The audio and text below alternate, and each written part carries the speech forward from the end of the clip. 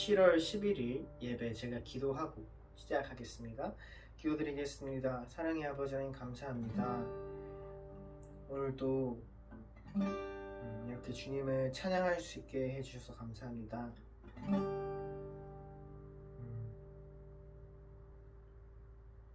이 지금 함께 드리는 이 온라인 예배를 넘어 우리 삶이 예배가 되게 하시고 우리 삶에 하나님의 통치가 임하는, 그래서 하나님의 나라를 경험하는 우리들 될 수 있게 주님 도와주세요. 감사드렸고 예수님의 이름으로 기도드립니다. 아멘. 이렇게 찬양하실게요.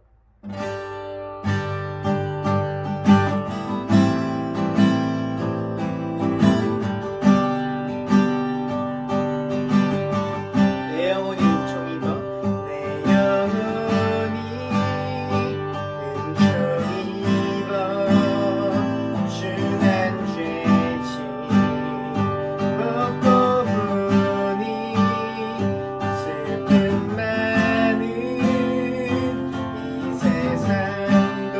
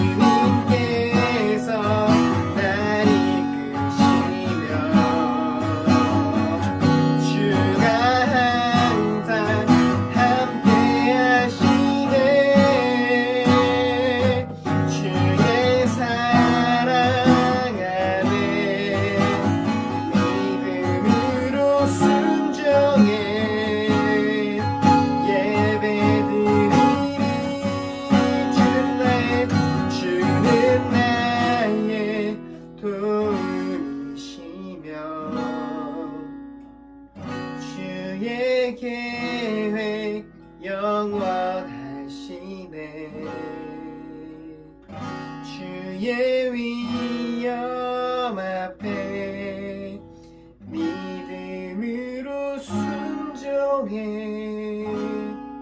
예배 드리리 영원히.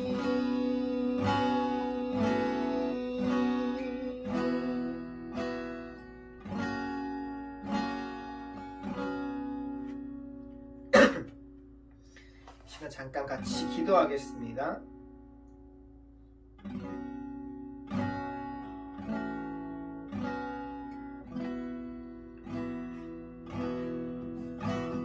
우리 삶을 살아가는 가운데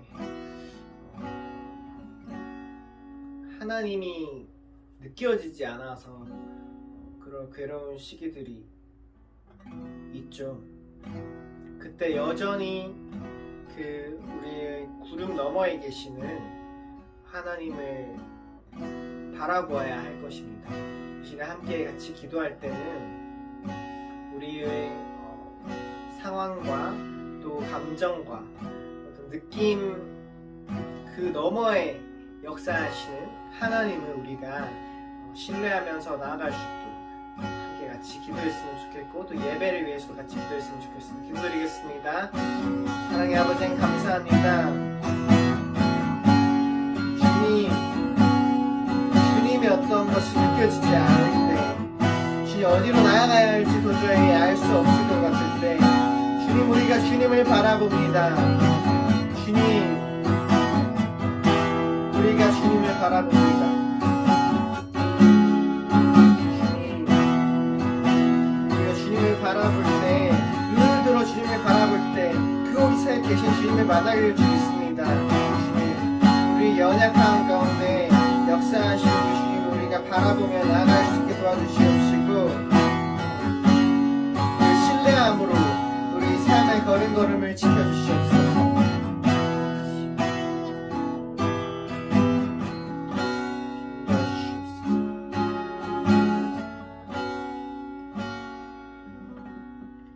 사랑의 아버지 하나님 감사합니다.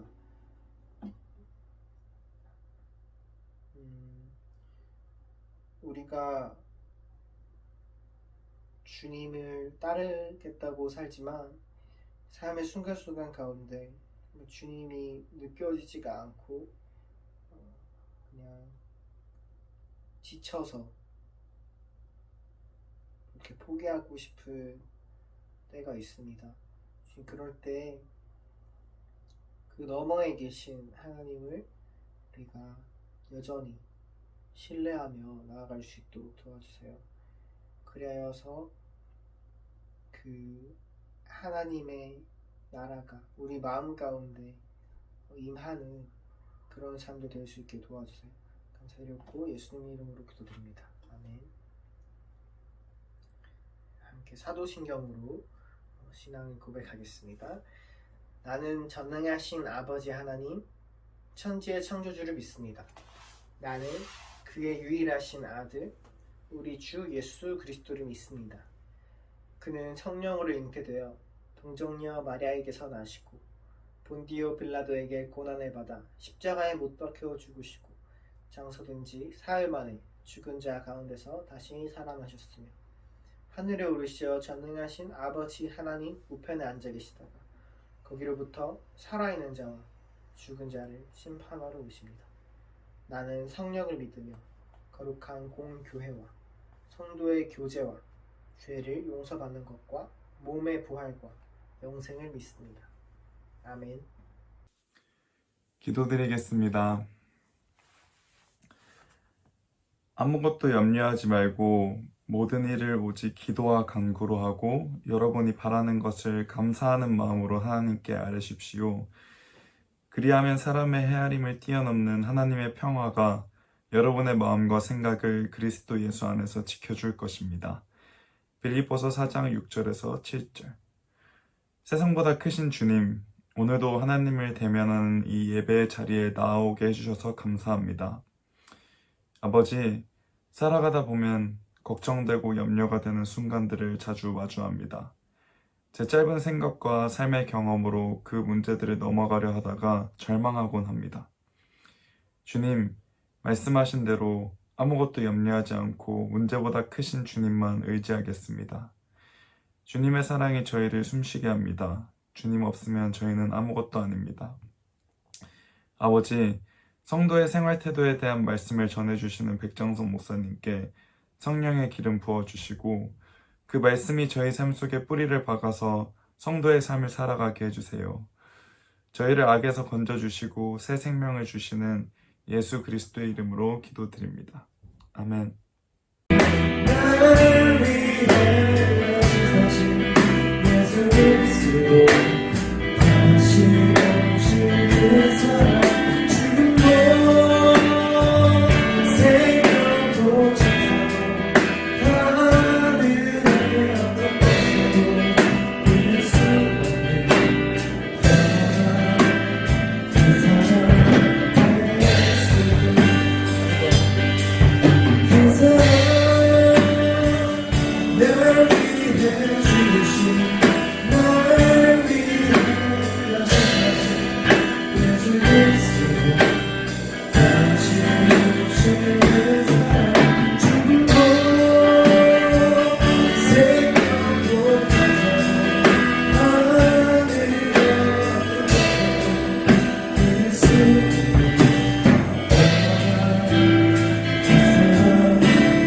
예수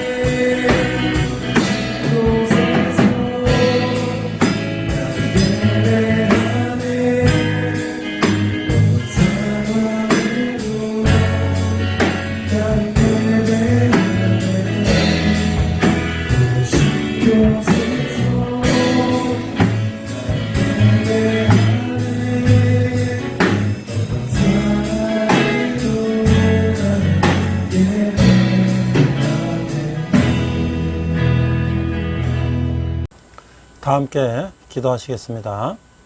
하나님 아버지 은혜를 감사합니다. 지금 코로나 바이러스로 인하여 비대면 온라인으로 예배를 드립니다. 예배 가운데 은혜가 있게 하시고 신령과 진정으로 예배 드리게 하여 주시옵소서. 지금 코로나 바이러스로 인하여 많은 사람들이 고통 가운데 있습니다. 저희들을 불쌍히 여겨 주시옵시고 속히 회복되게 하여 주시옵소서. 감사드리며 예수님 이름으로 기도했습니다. 아멘.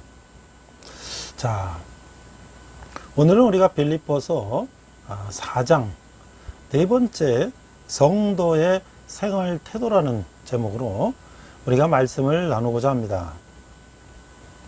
자, 먼저 4장 2절과 13절을 제가 본문으로 먼저 읽도록 하겠습니다. 오늘도 여러분들께서 빌립보서 4장을 성경을 펴놓고 함께 우리가 말씀을 나누도록 하겠습니다. 먼저 빌립보서 4장 2절 제가 한번 읽도록 하겠습니다. 오늘은 영어하고 한글을 함께 읽도록 하겠습니다. 4장 2절 내가 유오디아를 권하고 순두개를 권하노니 주 안에서 같은 마음을 품으라 이렇게 되어 있습니다. 영어 성경을 보니까 I plead with Euodia and I plead with 순두개, 이건 이제 그리스 말인데요. 영어식 발음하니까 센타이치 이렇게 발음이 되어 있어요. To agree with each other in the Lord. 그래서 내가 유오디아와 순두개에 부탁하노니 간구하노니 To agree with each other in the Lord. 주 안에서 서로 화합하라. 서로 같은 마음을 품으라. 이렇게 돼 있어요. 두 번째는 이제 13절에 보니까 빌립보 사람들에게 이렇게 말하고 있습니다. 내게 능력 주시는 자 안에서 내가 모든 것을 할 수 있느니라. 그래서 I can do everything. 나는 모든 걸 할 수 있습니다. Through him. 그러니까 through him who gives me strength. 나에게 힘을 주시는 그분을 통해서 나는 모든 것을 할 수 있다. 누구예요? 예수 그리스도를 말씀하시는 거죠. 자, 이 두 가지 말씀을 가지고 오늘 우리가 한번 말씀을 나누고자 합니다. 자, 이 1절 보니까 이렇게 인사를 하고 있어요. 그러므로 나의 사랑하고 사모하는 형제들, 나의 기쁨이요 멸관인 사랑하는 자들아, 이와 같이 주 안에서 서라. 하고 이제 두 번째 권면을 하고 있습니다. 자, 오늘도 여러분과 저에게 이런 질문을 하고 시작하겠습니다. 같은 마음을 품으라. 자, 첫 번째 질문이에요.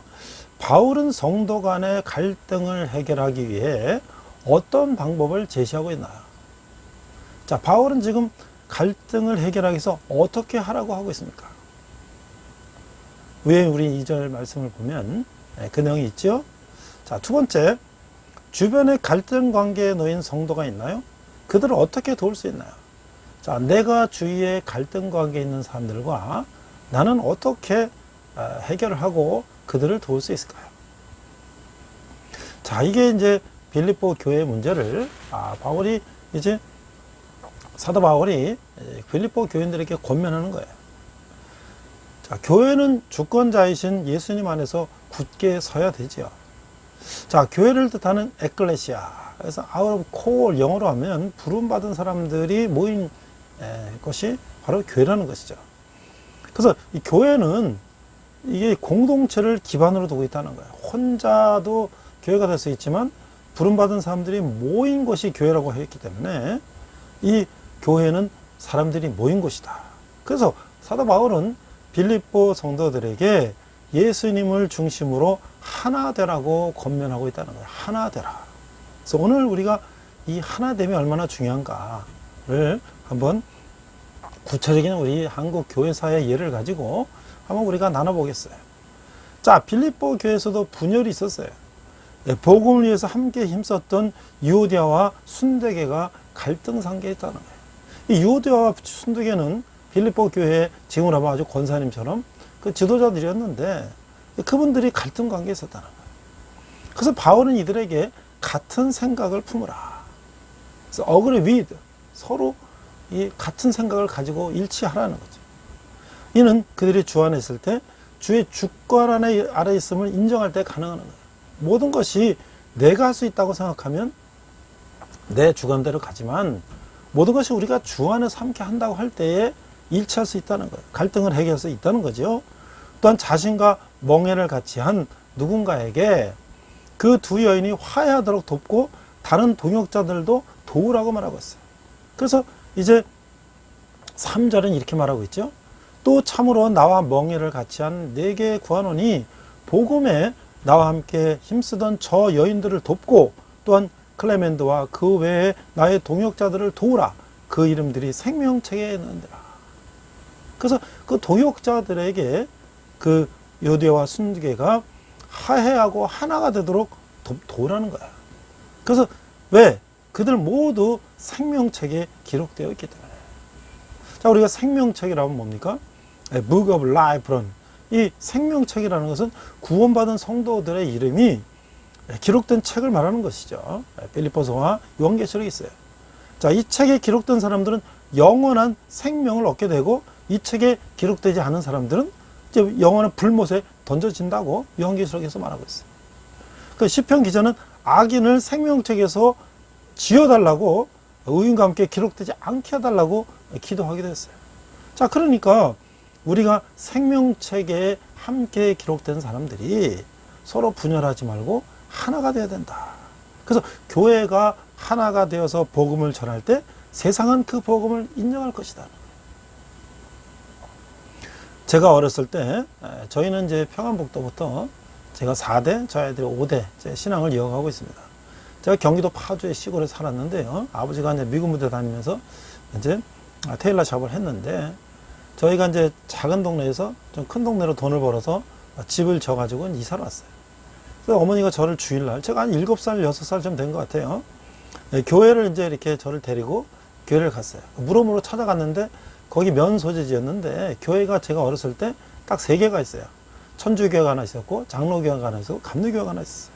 그래서 어머니가 물어물어 교회를 찾아갔는데, 어머니가 그날 찾아간 곳이 감리교회였어요. 그래서 예배를 드리는데 이제 막 박수도 치고 막 그랬어요. 근데 저희는 이북에서부터 장로교만 다녔기 때문에 그 당시에 장로교회는 좀 조용했고 감로교회는 좀 활발했죠. 예배가 끝나고 나면서 어머니가 제 손을 잡고 나오면서 여기 우리 교회 아니다 이러시는 거예요. 그랬더니 그 다음 주 또 다시 이제 물어물어 찾아갔는데, 이번에 이제 장로교회를 찾아갔어요. 그 예배하는 가운데, 자, 새로운 신자들을 환영합시다. 근데 이제 주보를 들어서 환영합시다. 이렇게 주보를 들어서 환영하고 말이죠. 박수 절대 안 치죠. 그때 그러면서 나오시면서 어머니가 이게 우리 교회다 이러는 거예요. 그러니까 어머니는 이북에서부터 늘 장로교회를 다녔으니까 이제 그 교회 익숙해서 어머니가 생각하는 교회는 장로교회인 것이에요. 제가 장로교회가 좋다, 감로교회가 좋다 그런 얘기를 하는 것이 아니라 나름대로 이제 전통이죠.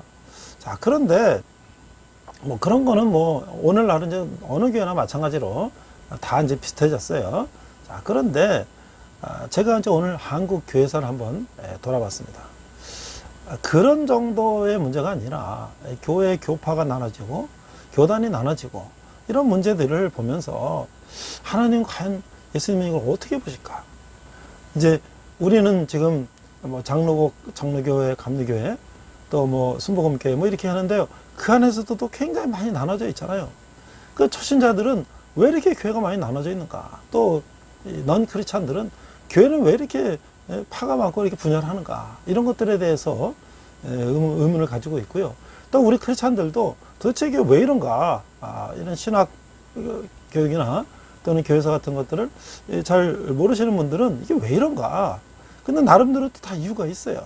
그러나 저는 결론적으로 과연 예수님께서, 하나님께서 우리가 한국교회가 이렇게 분리가 된 것을 어떻게 보실까? 과연 좋아하실까?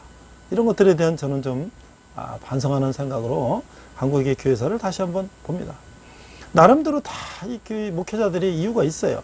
자, 해방되고 나서 한국교회가 이제 분열이 시작된 것은 평양 산정현 교회에서 이른바 추록성도들, 이분들은 뭐냐면 이제 일제시대 때 신사참배 반대하거나 여러 가지 이유로 해서 감옥에 갇혔다가 해방이 돼서 이제 이분들이 추록이 된 거예요. 자, 그래서 이분들이 이제 기존 교회들이 신사참배를 이제 찬성하고 또 거기에 이제 순종했던 사람들을 대해서 우리가 추록한 우리 목회자들, 성도들이 이 교회 재건을 해야 된다 하고 이제 그들이 이제 주장을 하고 있던 것이죠. 그러나 이제 또 기존에 또 어쨌든 교회를 지도해온 지도자들하고는 또 이제 어떤 서로 간에 이제 갈등이 시작되는 것이죠. 자, 그래서 그 교회 재건 원칙을 1945년 해방이 된 이제 3개월 후인 11월에 평안북도 선천 월곡동 교회에서 이제 평북 지역 교역자 수양에서 이제 전부 모여가지고 회의를 했는데, 자, 거기서 추록 성도들, 아까 이제 감옥에 갇혔던 그런 분들이 이제 주장은 모든 것은 우리가 추록한 성도들이 교회 재건에 앞장서야 된다라는 것에 대해서 여러 가지 의견이 나왔다는 거예요. 그래서 한 세 가지로 이제 분류가 되는데, 첫 번째는 그냥 모든 사람이 기존 교회와 같이 그냥 해야 된다라는 게 첫 번째고, 두 번째는 기존 교회는 완전히 분리돼서 추록한 사람들이 새롭게 시작해야 된다. 뭐 이건 당연히 이제 의견이 나눠지겠죠. 자, 세 번째는 뭐냐면 기존 교회에 참여하면서 일정한 개혁을 수행하자라는 이제 그런 세 번째 의견을 가진 분들이 있었다는 거예요. 자, 그래서 그 세 번째 의견을 가지신 분들이 부산 경남 출신으로서 일부 추록 성도들이 그 출신지를 돌아와서 경남 노회를 이제 개혁하고자 하였고, 그분들이 이제 새롭게 시작한 신학교가 고려 신학교라는 거예요. 그래서 우리는 지금 고신이라고 주로 부산 경남 지역에 고신 측이 있지 않습니까? 자, 그래서 여기에는 이제 한상동, 주남선, 손양원 목사님들이 계셨다는 거예요. 자, 그런데 이것이 이제 우리 장로교회가 여러 갈래로 갈라지는 그런 시초가 되었다고 하는 것이에요. 그래서 이제 고신파가 나눠지면서 또 1930년대 이제 일제시대 때 보니까 그 1934년부터 서구에 이런 새로운 신학사조를 습득하고 귀국한 신학파인데 신신학파 이런 사람들이 기존에 이제 그 보수적인 신학을 가지고 계신 보수계 선교사님들과 이게 서로 간에 신학 간의 갈등이 있는 거예요. 신학에서도 이제 신신학파와 보수신학파. 그래서 여기서 이제 서로 갈등이 일어나기도 했다는 것이죠. 자, 그래서 8.15 이후에 이 진보적인 신신학파 사람들이 이제 일제 말기에 설립된 조선신학교가 남한 유일의 장로교 신학교육권으로 부상하면서 이제 문제가 생겼다는 거예요. 특히 이제 북한에서 보수적인 신앙교육을 받는 사람들이 이제 남한에 와 보니까 이게 신학사조가 이제 좀 다르니까 그런 이제 김재준, 송창건 이런 분들의 이제 진보 신학자들의 신학 이론에 문제 제기를 이제 했다는 것이죠. 그래서 이런 문제가 생겨서 이제 결국은 또 한국 장로교회, 그래서 기장파라는 또 이런 이제 분열이 또 시작되는 거예요. 자, 그래서 이게 한국 교회가 이제 계속 분열되고 그래서 서로 신학과 또 어떤 출신지와 뭐 여러 가지 이제 그런 거를 가지고 서로 의견이 나눠지면서 뭐 재건파, 부흥파 이런 식으로 나눠진다는 것이에요. 자, 그러니까 우리가 그러면 장로교만 그랬는가? 보니까 성결교회나 침례교회나 이런 경우도 서로 신학이나 신학의 경건이나 인맥이나 지방색이나 여러 가지 어떤 리더십의 작용 등으로 인해서 또 한국 교회가 또 이렇게 여러 파로 나눠지게 됐다는 것이죠. 자, 그래서 우리나라 장로교에서 대한예수교 장로회 총회라 그러면 그것이 하나의 교단이 아니라 그 안에 가로치고 통합 측이냐, 합동 측이냐, 고신 측이냐, 개헌 측이냐, 뭐 여러 해서 장로교 교단 수가 한 200개 정도 이상 된다는 거예요. 그러니까 이게 도대체 이렇게까지 많이 분열되는 것이 과연 이게 하나님 보시기 어떨까? 이런 것들을 우리가 한번 생각해 보는 것이죠. 그 다음에 이제 앞서 말했습니다만은 이제 예수교 장로회, 또 기독교 장로회, 뭐 이렇게 장로회도 나눠지고, 또 기독교 감리교회, 기감, 또 예수교 감리회, 예감, 또 성결교회도 기독교 성결교회, 예수교 성결교회, 기성, 예성, 또 기독교 하나님의 성의 기하성, 또 예수교 하나님의 성의 예하성. 그러니까 이렇게 계속 나눠지니까 도대체 이 초신자들이나 이런 성도들은 왜 교회는 이렇게 나눠질까? 이런 것들에 대해서 의문을 갖게 되고, 또 이 교회 자체들도 이런 것들에 대해서 우리가 일치를 하자. 이제 이런 이제 운동도 하고 있지 않습니까?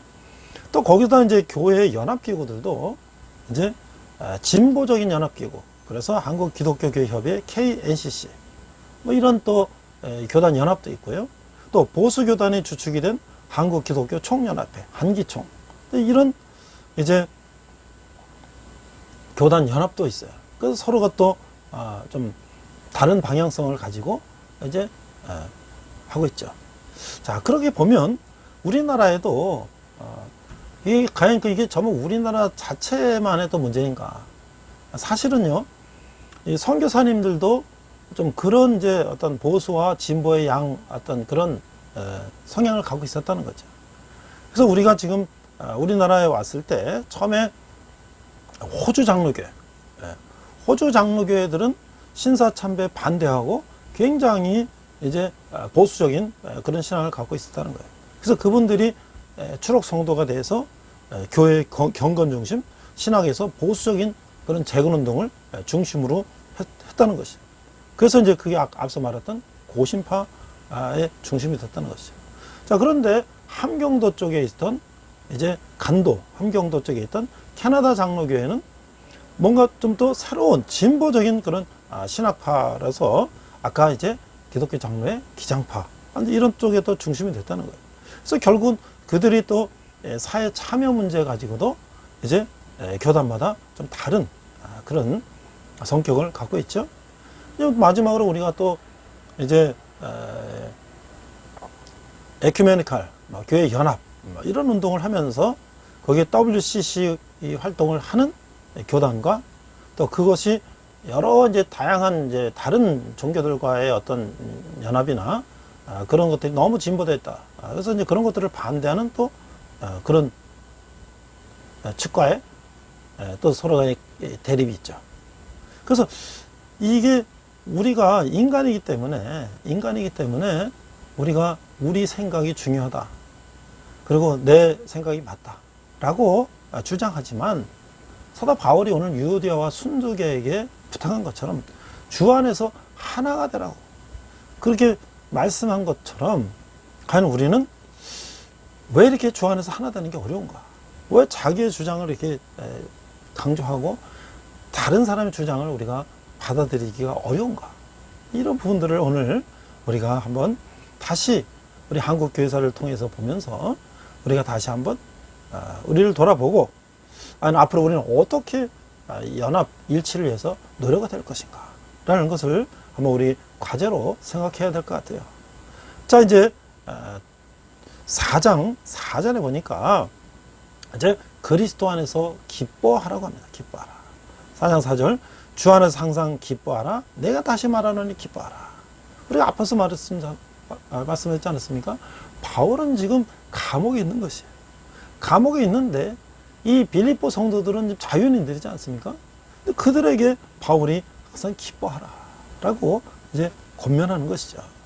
그래서 4장 5절에서 7절에 보니까 그리스도의 빛 안에서의 삶을 얘기하는 것이에요. 그래서 5절 너희 관용을 모든 사람에게 알게 하라. 주께서 가까우시니라. 또 기뻐함에 덧붙여 믿는 자들은 관용을 가지며 이것을 모든 사람들에게 알게 해야 한다는 것이죠. 환경과의 관계에서 내적인 특성인 기쁨은 항상 드러나지 않을 수가 있습니다. 그러나 다른 사람에게 반응한 모습은 항상 드러나게 마련이라는 것이죠. 왜 관용을 해야 되는가? 주께서 가까우시기 때문이라는 것이에요. 자, 그래서 6절부터 7절 한번 읽어보도록 하겠습니다. 6절 아무것도 염려하지 말고 다만 모든 일에 기도와 간구로 너희 구할 것을 감사함으로 하나님께 아뢰라. 7절 그리하면 모든 지각에 뛰어난 하나님이 평강이 그리스도 예수 안에서 너희 마음과 생각을 지키신다. 그래서 기쁨과 관용은 그리스도의 임박하신 재림의 인식과 동시에 발생했으며 염려를 몰아낸다는 거예요. 바울이 빌립보인들을 간청한 것은 아무것도 염려하지 말라. 그래서 바울은 빌립보인들에게 염려하지 말고 기도하라고 권고하고 있어요. 감사함으로 드리는 길은 하나님을 의뢰한다는 것이에요. 여기서 기도와 간구와 감사와 구할 것이 이 네 개의 단어들이 믿는 자들과 하나님과의 친교를 묘사하고 있다는 것이죠. 자, 그래서 우리는 4장 8절 9절을 보면서 성도는 어떠한 마음을 가져야 되는가. 자, 끝으로 형제들아 무엇이든지 참되며 무엇이든지 경건하며 무엇이든지 옳으며 무엇이든지 정결하며 무엇이든지 사랑받을 만하며 무엇이든지 칭찬받을 만하며 무슨 덕이 있든지 무슨 기림이 있든지 이것을 생각하라. 9절 너희는 내게 배우고 받고 듣고 본 바를 행하라. 그리하면 평강의 하나님이 너희와 함께 계시리라. 자, 그러면 여기서 또 한번 우리가 질문을 합니다. 빌립보 성도가 바울에게서 배우고 듣고 본 바는 무엇이었을까요? 빌립보 성도들이 바울에게서 배우고 듣고 본 바는 무엇일까요? 자, 그 다음에 이제 나에게 질문하는 거예요. 하나님의 평강을 누리기 위해서 내가 버려야 할 생각과 행동은 무엇일까요? 우리가 세상의 빛과 소금으로 성도는 명예롭고 덕이 되는 삶을 살면서 하나님의 평강을 도모해야 된다는 것이죠.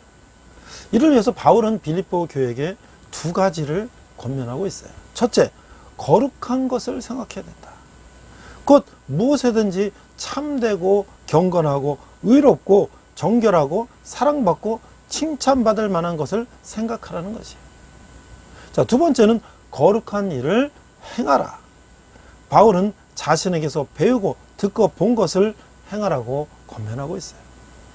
여기서 우리는 그가 성도들을 가르쳤을 뿐만 아니라 자신의 삶으로 본을 보였음을 알 수가 있는 것이죠.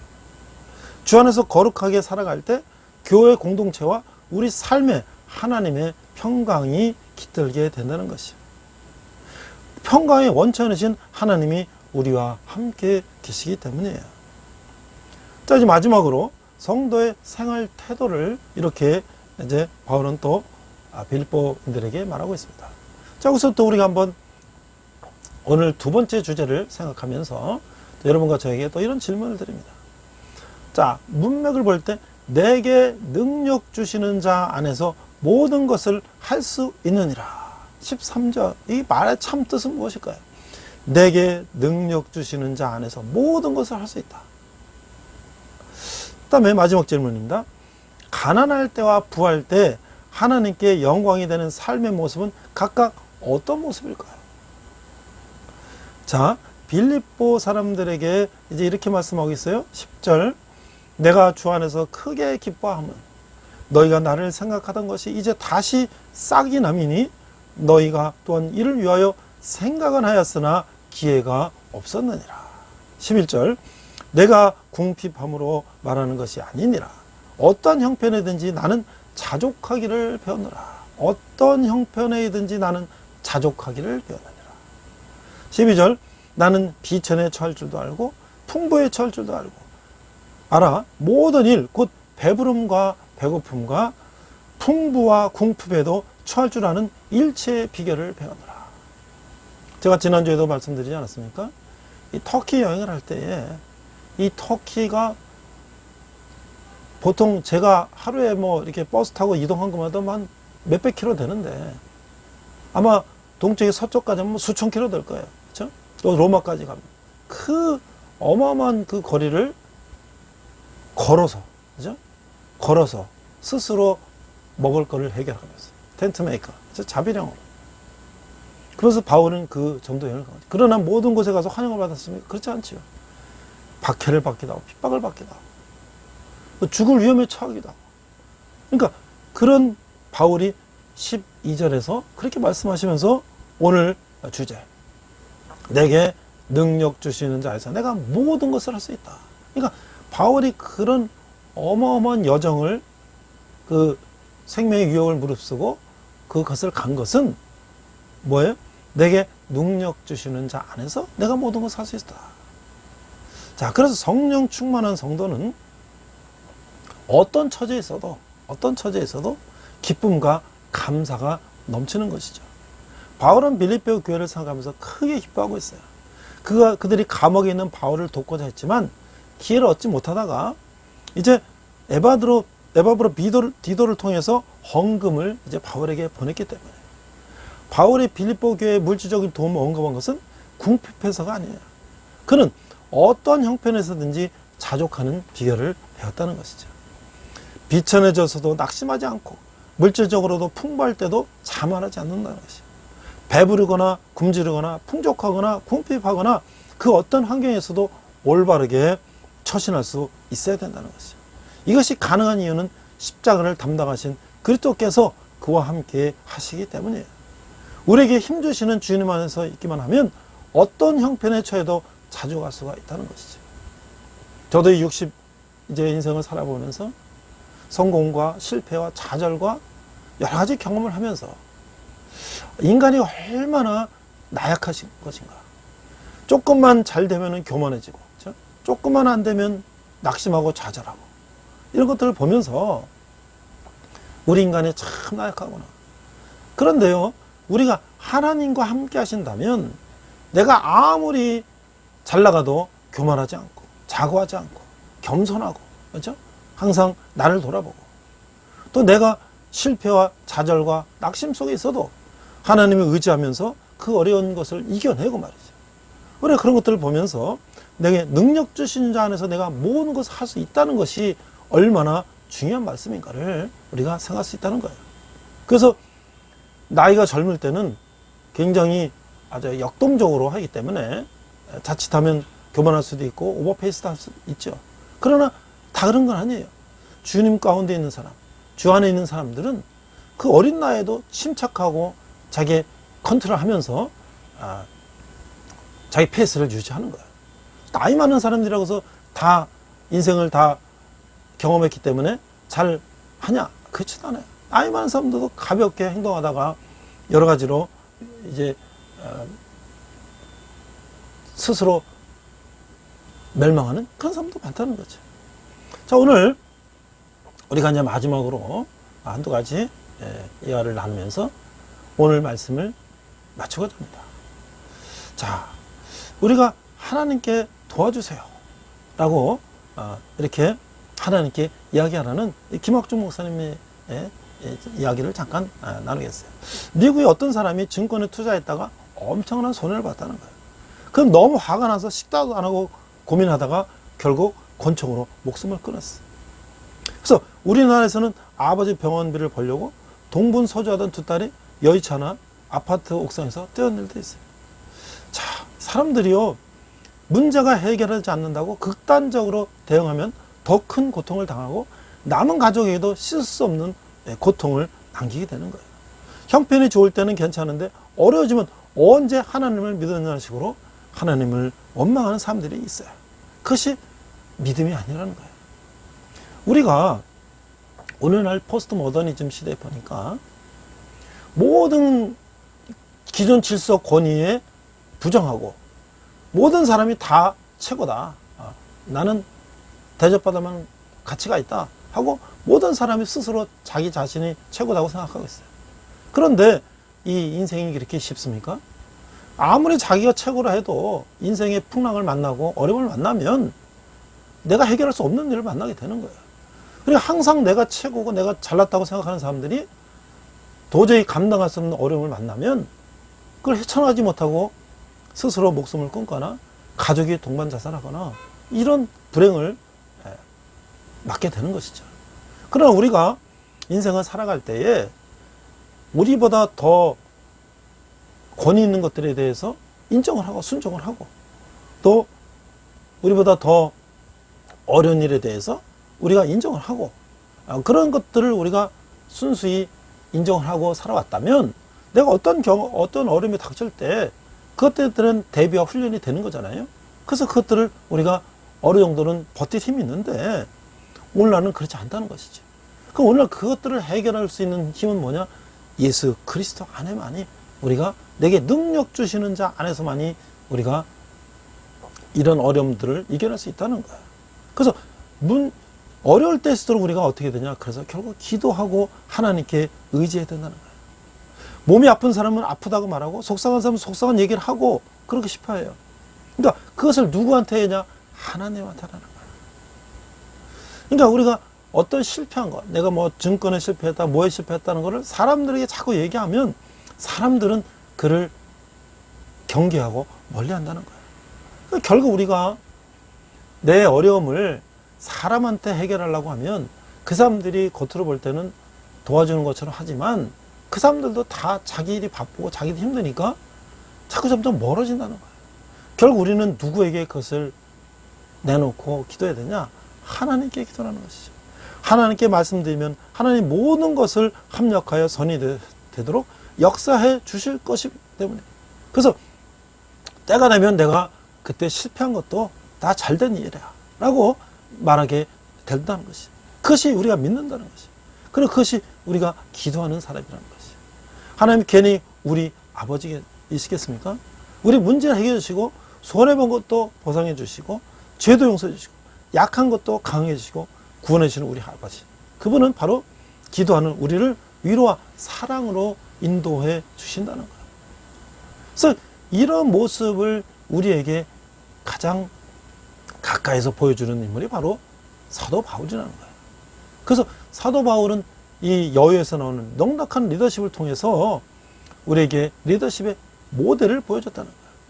그러니까 우리는 리더십의 습득은 훌륭한 지도자의 모델을 통해서 영향을 받고 참 리더십의 본을 보고 그걸 듣고 경험할 때 가능하다는 거예요. 바울은 부활의 권능에 참여하게 그리스도의 죽으심까지 본받으려 했었습니다. 그러게 바울은 그런 식으로 다음 세대의 지도자를 길렀으며 자신을 본받으라고 말할 수 있었던 것이죠. 또한 바울은 자족의 지도자였던 것이에요. 자족의 지도자는 다른 자들에게 구하지 않고 베푸는 사람이에요. 하나님 자신이 그런 분이기 때문인 것이죠. 그러면서 지도자는 풍성한 사람이어야 된다는 거죠. 바울처럼 실제로는 가진 것이 많지 않아도 항상 넉넉함을 잃지 않는 여유를 가진 사람이어야 한다는 것이죠. 풍족함이 없이는 사람을 이끌 수가 없다는 것이죠. 그 풍성함과 넉넉함을 잃지 않는 삶은 믿음에서 나온 것이며 그것은 공급자 하나님을 신뢰한다는 것이죠. 제가 앞서 기도했습니다마는 지금 코로나 바이러스는 얼마나 어려운 가운데 있습니까? 지금 7월부터 이제 좀 더 모임 이런 것들을 좀 완화한다 그래서 뉴스를 보니까 많은 자영업자들이 또 이렇게 준비를 하고 하려고 그랬는데 바로 또 7월 초부터 델타 변이 바이러스가 또 폭증함으로써 이제 더 규제가 되니까 장사를 더 할 수 없는 정말 어려운 가운데 있죠. 거기다 지금 수해로 인해서 지금 그렇지 않아도 지금 이 자영업자도 어려운데 지금 저 남쪽 지방에는 수해가 나서 2번, 3번 막 이 가게가 다 물로 다 침수가 되고 말이죠. 얼마나 정말 그분들이 정말 죽고 싶다고 얘기하는 것이 정말 이해가 가요. 그러나 그렇다고 해서 우리가 좌절하고 극단적인 생각을 한다면 우리 남은 우리 가족들이나 우리 주위의 사람들 얼마나 그 고통 가운데 있겠어요. 많은 분들이 힘들고 어렵지만 하나님을 의지하며 내게 능력 주시는 자 안에서 내가 모든 것을 할 수 있다고 하는 사도 바울의 고백처럼 하나님께 의지하고 이런 어려운 시간을 우리가 이겨냈을 때에 우리가 나중에 먼 훗날 그때 내가 참으로 어려웠었지만 내가 하나님 의지하고 그것을 내가 이겨서 오늘날 내가 이렇게 있노라 라고 간증할 수 있는 저와 여러분 되시기를 주님의 이름으로 축원합니다. 우리 한번 기도하겠습니다. 하나님 아버지 은혜를 감사합니다. 내게 능력 주신 자라서 모든 것을 할 수 있다는 바울의 고백처럼 우리가 주님을 의지하며 지금 어려운 가운데 있지만 우리 어려움을 이겨내고 또 우리가 넉넉한 그런 풍족한 마음을 가지고 세상을 바라보는 우리가 되게 하시고 특별히 우리가 분열되지 않게 하시고 주의 안에서 하나가 되는 우리가 될 수 있도록 인도하여 주시옵소서. 감사드리며 예수님 이름으로 기도했습니다. 아멘. 시간 내게 있는 모든 것을 찬양하시면서 함께 헌금하시겠습니다.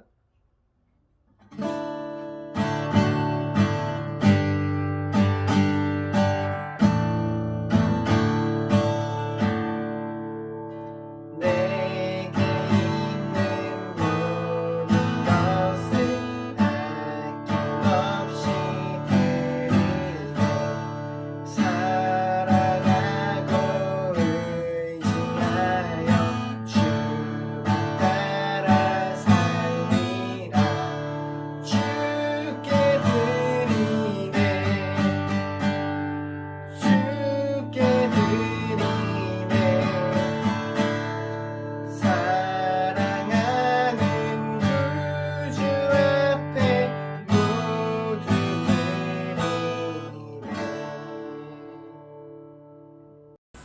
자, 우리 몇 가지 광고합니다.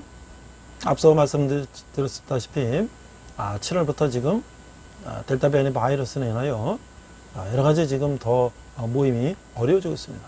저희 군대 교회도 6월 말에 7월부터는 정부 방침에 따라서 이제 종교 행사가 가능한 거로 이렇게 준비를 하고 있다가 갑자기 지금 다시 이제 어려워지고 있습니다.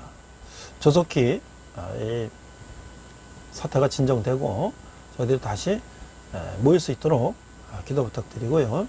특별히 우리 군대에 있는 형제들, 그렇지 않아도 군대 안에 이제 이렇게 갇혀 있는데 코로나 바이러스 인해서 더 생활이 통제되고 어려운 가운데 있습니다. 그래서 유튜브 온라인으로 우리가 말씀을 전하고 있는데 많은 형제들이 그 말씀을 통해서 은혜 받고 어려운 가운데 승리하길 바라고요. 또 여러분들이 후원해 주시는 우리 헌금과 후원은 또 우리 청년들 복음에 전도하는데 사용될 것입니다. 제가 지금 예수의 리더십을 한 15주 정도 지금 매주 두세 번의 동영상을 좀 올리고 있습니다.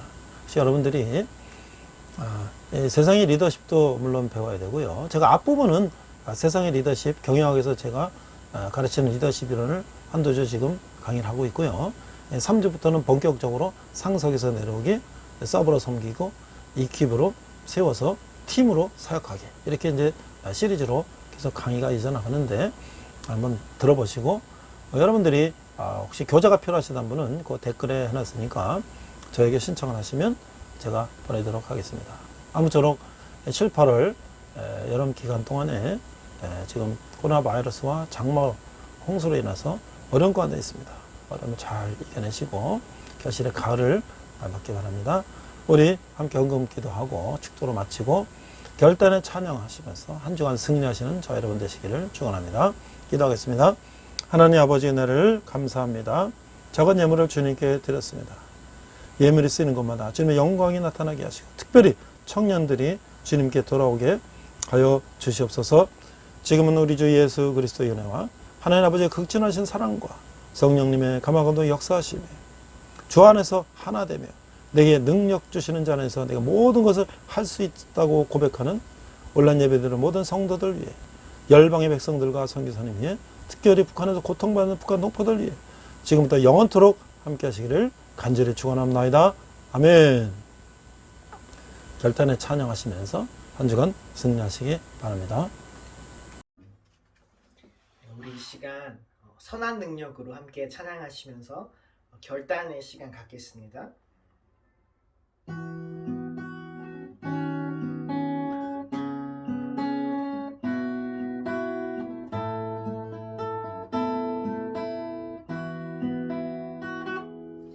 그 선한 힘에 고요히 감싸여 그 놀라운 평화를 누리며 나 그대들과 함께 걸어가네. 나 그대들과 하늘을 여네. 지나가 너무 어둠의 날들이 무겁게 내 영혼 짓눌러도 오 주여 우릴 외면치 마시고 약속의 구원을 이루소서. 그 선한 힘이 우릴 감싸시니 믿음으로 일어날 일 기대하네. 주 언제나 우리와 함께 계셔. 하루 또 하루가 늘 새로워. 주께서 밝히신 작은 촛불이 어둠을 헤치고 타오르네. 그 빛에 우리 모두 하나 되어 온 누리에 비추게 하소서. 그 선한 힘이